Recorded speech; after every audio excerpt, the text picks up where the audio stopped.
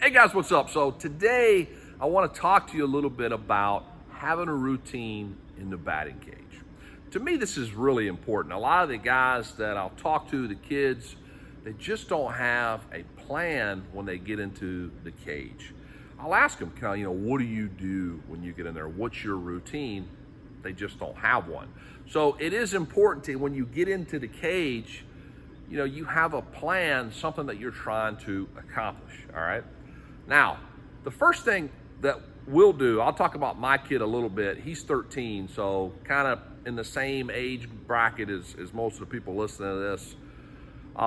We come in and the first thing we'll do, kind of get loose, is we'll go right to the fence drill, okay? The old school where you put the knob on you and the barrel right there on the fence, and it's just to kind of get the hands pulling in. And that's not some fancy drill, that's going to wow you by any means. And most of you guys have probably seen that, but that's something that we do because he has some problems getting out. He cast out a little bit, so we're trying to stay tight.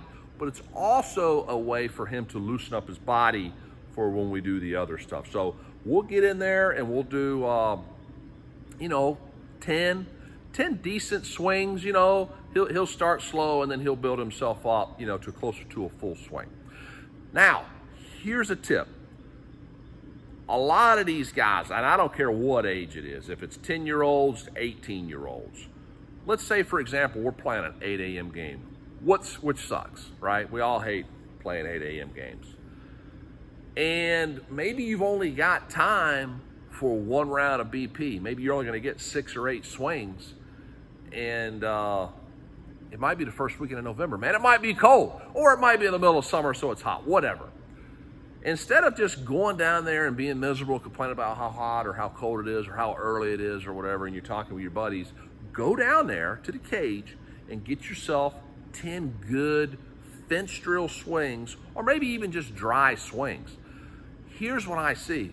Guys will jump in the cage and their bodies are not loose. Remember, you only got time for 6, maybe 8 swings. And you're in there for the first 5 swings and you're trying to get loose. So you really only take 1, 2, 3, close to game speed swings, and then boom, you're going to get your arm loose and you're ready to play. So I would encourage you guys to do some fence drill stuff or some dry swings to get your body loose for when you jump in the cage and you're ready to go. Now you can take those 6, 7, 8 swings more game-like, game-ready, to get yourself prepared for the game. All right, so that's a little tip. But anyway, in the cage, we'll come in, we'll do our fence drill stuff, and then we'll go right to the tee. Now, we have a little bit of a love-hate thing with the tee. So we don't spend a ton of time on the tee. I like the tee because we can really slow it down and we can talk about a few things. And I think that's important, all right? You guys have got to identify what it is you're trying to work on, all right, or what you're trying to accomplish that day or that session. Now, my kid has the same couple of things, that we talk about, consistently. So I think it's important for you guys to realize everybody needs a coach. Everybody needs a set of eyeballs on them, right? If you're the teammate or you're the coach or you're the dad or whatever, you're that kid's eyeballs. You're able to provide him with some feedback of like, hey man, I need you to do this. Hey, get your hands inside the ball. Hey, and a lot of reminding and things like that. And so if you're the hitter, you've got to be able to take some criticism, right? You've got to be able to be coached. And I think that's a problem too. A lot of guys, especially when you're talking about parents, like my kid talks to me, he talks to me like he wouldn't talk to a coach. If you were giving my kid some hitting, advice and things like that, he wouldn't talk to you, but because I'm dad, you know how it is. Anyway, so it is important, to give the player the feedback, and if you're the player, to be able to receive that feedback, all right, and make adjustments accordingly. All right, but so we go right to the tee, and we'll start it off away, kind of right there on that front knee, and we start banging balls the other way. Now, another piece of advice for you guys when we are talking about hitting to the opposite field, if you're a left-handed hitter or a right-handed hitter, we're not thinking about hitting the ball over the dugout or down the left field line or the right field line. We're thinking about, if I'm a left-handed hitter, I want to drive the ball over the shortstop's head, okay? If I'm a right-handed hitter, I want to drive the ball over where the second baseman will be playing. I want to drive it over his head, okay? That's opposite field. It's not, let's flare it, we're not trying to hit a fillet down the line and cut it over there like a lot of your golf shots, right?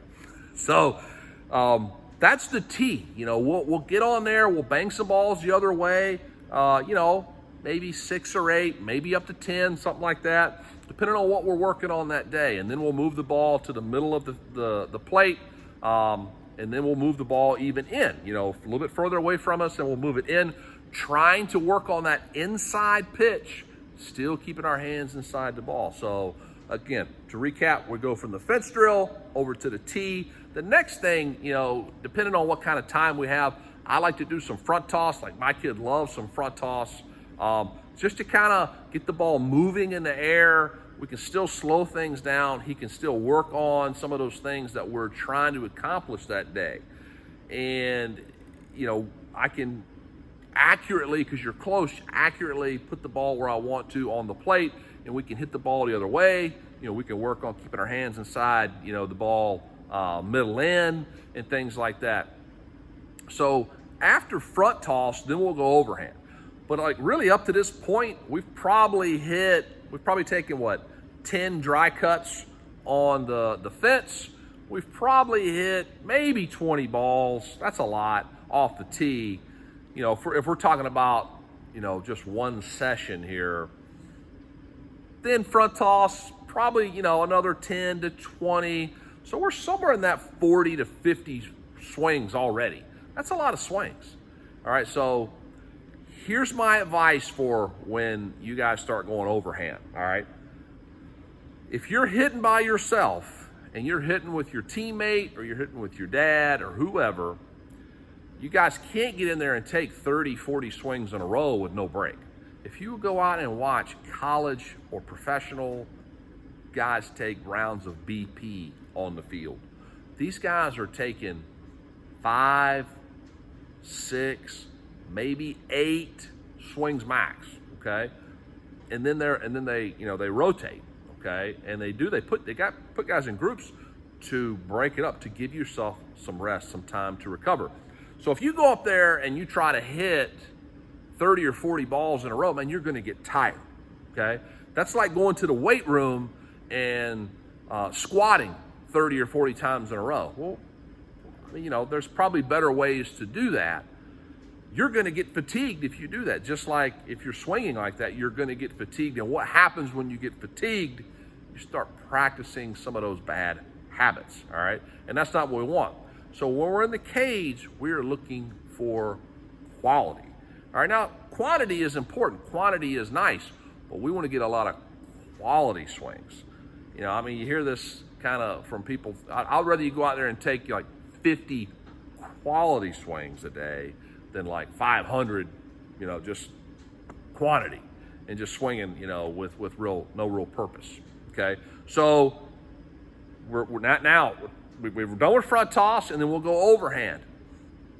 Now, throwing overhand is a little bit of an art. We're talking about BP. I think guys think it's super easy to get in there and throw BP. A lot of guys who are really good players can't throw BP.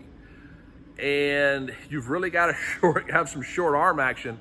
I only know a few guys who are really good at BP and who can throw it firm with accuracy and with distance, okay?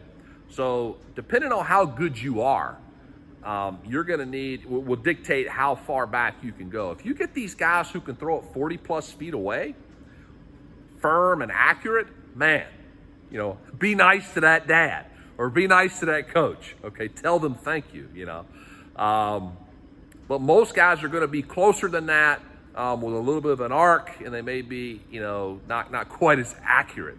But definitely want to get some overhand BP going.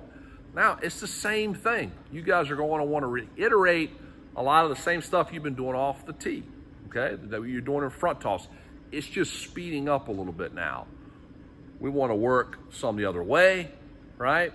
We want to work, keeping our hands inside the ball, driving the ball, left center to right center. That's kind of what you want to have a plan. Again, you don't want to hit 30 balls in a row. If you can go 8 swings, 10 swings, man, take a break. Okay, take a break. Take 15 seconds, 20 seconds, then come back. Okay. Now, what I think is lost and something that is not done in BP, especially overhand, is situational hitting. So often you guys come up to the plate in a situation where you need to do something specific. I got to get this run in, right? I got to get this runner over. And if you don't practice that stuff in the cage and on the field, during BP, how are you going to do it in a game? And I know bunting is something that not many guys are good at. You know why people are not good at bunting? Because people don't practice it. You hit constantly. Do you bunt constantly? Here's the thing with bunting. Like a sack bunt, you probably don't sack bunt a ton during the week, during the season. But when coach asks for you, he calls on you to sack bunt a guy over. It's a big situation, all right? Not a lot of guys are sack bunting in the first inning.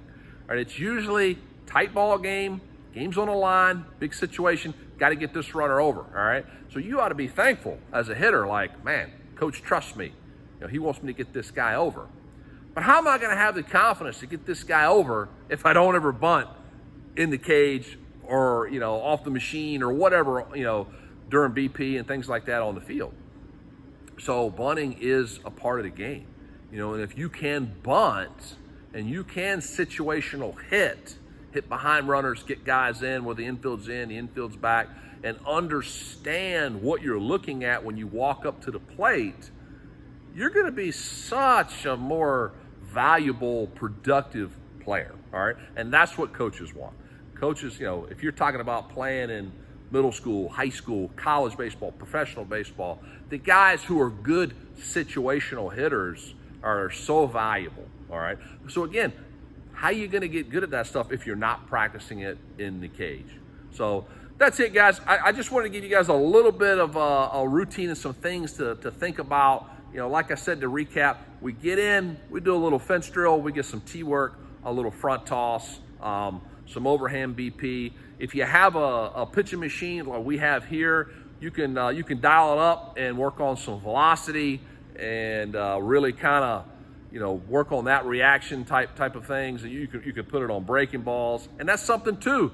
If you guys who can get a little bit further back with overhand BP, man, spin some breaking balls in there. All right, change speeds. Maybe have some at-bats, some live at-bats, not like you're in the wind-up or anything, but, change speeds on that hitter, and let him kind of think a little bit, that you're changing speed. So, even if you can't throw a curveball or something, if you're a dad, maybe you got a change-up or something like that, just to change speeds a little bit. So, hope that helps, guys. See you in the next video. Y'all take care.